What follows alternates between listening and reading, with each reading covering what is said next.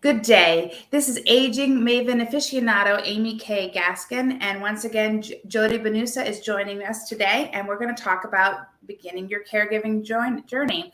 Welcome, Jodi. How are you today? Oh, thanks for having me back. I am actually very, very, very well today. I live in central Wisconsin, and we're in the 70s again today for November. Ooh, So that's I great. am loving it. So yeah, doing very well. Yeah, it's like an Indian summer kind of deal. I mean, I know that a lot of people up north were happy because Halloween, the trick-or-treaters were a little bit warmer weather, so the kids didn't have to have a snow jacket on over the frost. So, Exactly. Yeah. yeah, Yeah. so let's dive right in and talk about beginning your caregiving journey. Yeah. Yeah. So, a lot of people don't stop to really think about this. And I really want to cause us today to really ponder and reflect back on how we started our caregiver journey. Okay. So, a lot of people are just sort of flung into it. It's not anything that they really planned on doing, other than they heard their aging loved ones say over the years, "Don't you ever put me in a nursing home. Don't you ever do this." And that's the only preparation, the only planning that they've done is that, well, I guess when the time comes, I'm going to have to do something because I Right. promised her that I would never put her in the nursing home. So I've really come to realize that a lot of people begin their caregiver journey because of a crisis. Mm-hmm. And that is never a good way to start something that's going to be long term. Yeah, I agree. Or Yeah. they started out of guilt too, right? Yeah. And we're going to talk about that too. Oh, good. Yeah. So, one way that journeys start in a crisis kind of a way is maybe it's a full moon, like what's coming up here real soon. People do odd things when it's a full moon, and Yeah. elderly people are no different. They make decisions that they may normally never make, like climbing up one step higher on that ladder when they really know that they shouldn't. Yeah. And then they fall. I'm just using this as an example. Right. And suddenly we have a broken clavicle, a fractured hip, maybe a traumatic brain injury from hitting their head. So they're hospitalized. And now suddenly they're going to have to go to rehab, and they've gone all through the rehab. It's time to go home. It's still not safe for them to go home alone. Right. And that caregiver now is stepping in a crisis mode, in a crisis manner, and having to learn how to do everything from scratch. So I say that because when you start your caregiver journey under the feeling of obligation, Mm-hmm. it can really run amok quickly. Right. When you operate under obligation without the right kind of love, and that's where we're going to go next, that's where you start to feel guilty. Right. That's where you start all the burnout. That's where, when you have all the negative connotations over obligation, that's when things really can not go well. And with other family members, I seen that are not the primary caregiver, they're kind of butting their nose in, but not really. They're trying to make sure that everything goes well as well. But then the person that lives close feels the guilt that they have to do it. Yes, it's that obligation. And the arguments happen, and Yes. it's not a good situation. So this is something that families, even though you're not the closest person and you won't be the primary caregiver, you all need to talk well before a crisis happens. Correct? Absolutely. Couldn't agree more. So yeah, you see how even I was watching your body language, Amy, and when you were talking about that guilt and the family members, yeah, that negative connotation of obligation really can really not do anyone any favors. So now let's go back. Mm-hmm. And so obligation isn't always a negative thing. Right. Obligation can be a beautiful thing, but it really has to do with what kind of love you have for that one that you're caring for. And doing it for the right reasons, not because you think you're going to get all the money. If you do, all the inheritance will come to you if you're the caregiver. Yes. You can't do it out of greed. You have to do it out of love. It has to come from a place that you want to do this. Yes. You don't feel like you're giving something up in order to do it. So true. So yeah, and you're just playing right into my hands. So thank you for that. So, I've really come to realize that there are really three kinds of love that Mhm. human beings are capable of. Okay. And the first kind of love is that selfish love. And that's where it's all about you. Right. You, I want. This is about me. And that's never going to work in No. in a caregiver journey. To be selfish in your love, you're going to very quickly, learn to almost despise that when you're caring for, because they're inconveniencing you. So it's the whole attitude. So really check, what kind of love did you start your caregiver journey with? Did you start it with that selfish kind of love? Like, this Right. is about me. Yeah. I have to give up my job and look at what I'm having to do. And Right. all of those I statements. Okay. Now, the second kind of love is where a lot of people fall into. And we don't really take time to reflect on this or really think about it. And that is, and we all know what it is, it's conditional love. Right. And here's a really good example of conditional love. So really, really check your heart, check your thought process. Mhm. So here's a good example. Raising my boys. I will give you an extra treat if you.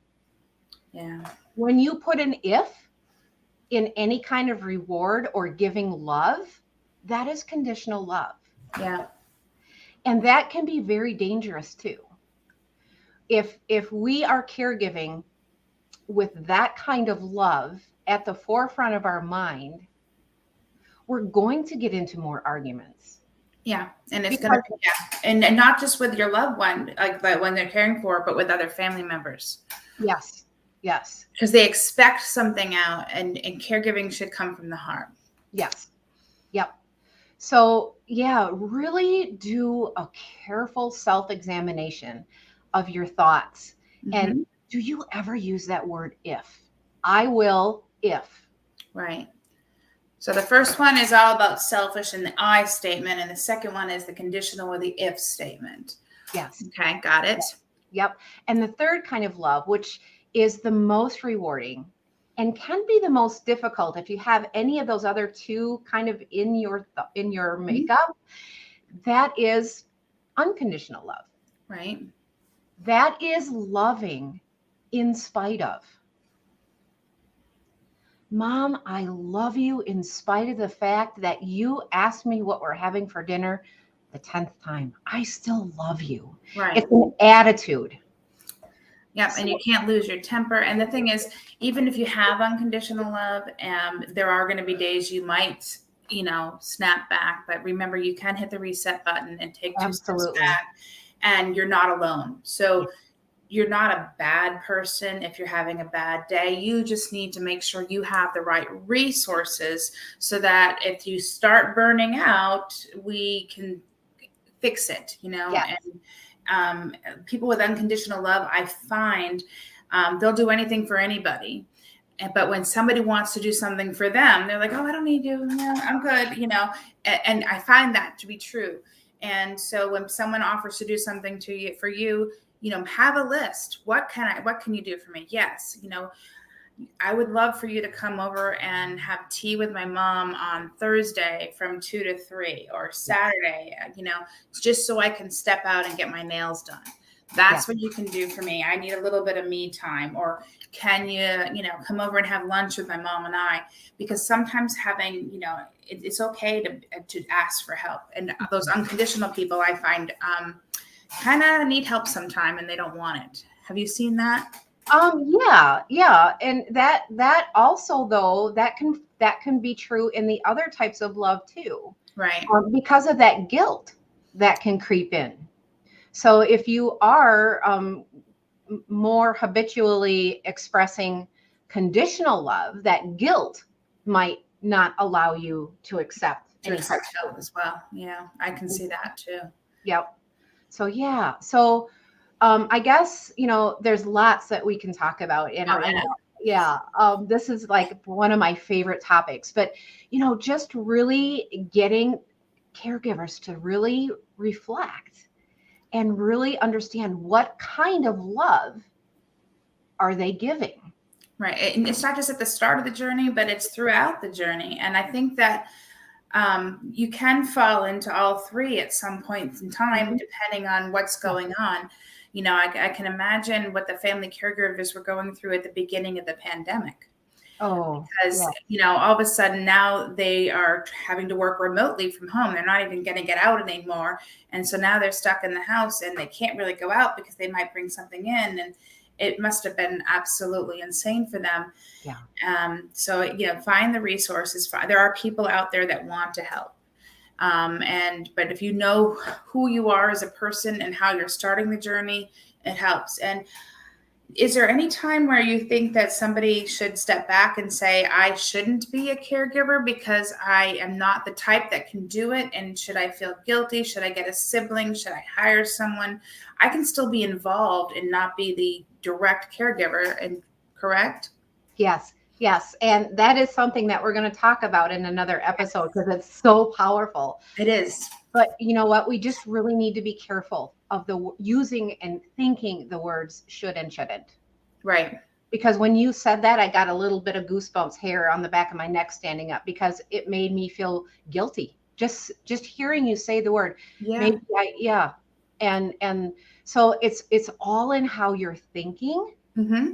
and it's all on how you are embracing your thought, I guess is what I'll say. Right. So instead of saying, maybe I shouldn't be the caregiver anymore, because that does bring on some guilt and shame. It does. And it shouldn't. It shouldn't. You Uh-huh, should realize what's best for everybody. Yeah, exactly. You can be, some people want to be the daughter, and if you've been a caregiver for a long time and you miss the relationship with your mom or your dad, I would imagine that you can still be there and be a daughter again with a little help. And you know what? And mom needs to be a mom still to feel worthy sometime, and sometimes it's not the right fit for families. And that's why they have other resources, I would imagine. I don't know. I was just thinking about that when we were talking. I'm thinking, well, if I'm falling into this category and I'm feeling guilty, am I giving mom the best care? Or should I have maybe my sibling come in for a week or two to give me a break so I can get back to the path where I need to be, so I can be the best caregiver for my loved one? Yeah, I don't know. Yep. So much to talk about with that there. I could go on forever, but when you talk about caregiving, and it takes a special person to be a family caregiver. It really does. It does. Okay, so we sort of talked about the obligation, Mm-hmm. and really kind of examining that and what kind of love are you starting your journey with? Because again, yes, you can kind of flip around in there, but really try to practice and kind of get good at that unconditional love. The more you practice it, the more it becomes a habit. Mm-hmm. And so I want to give that encouragement to all the caregivers out there. So if you did start your journey under the feeling of obligation and it wasn't the best feeling, that can quickly turn into overwhelm. Yeah. And I'm not going to go into it today, but then that overwhelm, if we don't deal with that, then that turns into caregiver stress. Right. The stress comes next. And you're just like, oh, you're stressed and you're stressed. That then, if that's not dealt with, then can turn into caregiver compassion fatigue, and ultimately caregiver burnout. Right. So there's a couple stages that happen before caregiver burnout. And so many people talk about caregiver burnout as, once you get to that stage, you should get help. But I think that you should start getting help well before then. As soon as you start feeling overwhelmed. Right. That's when you need to address what's going on.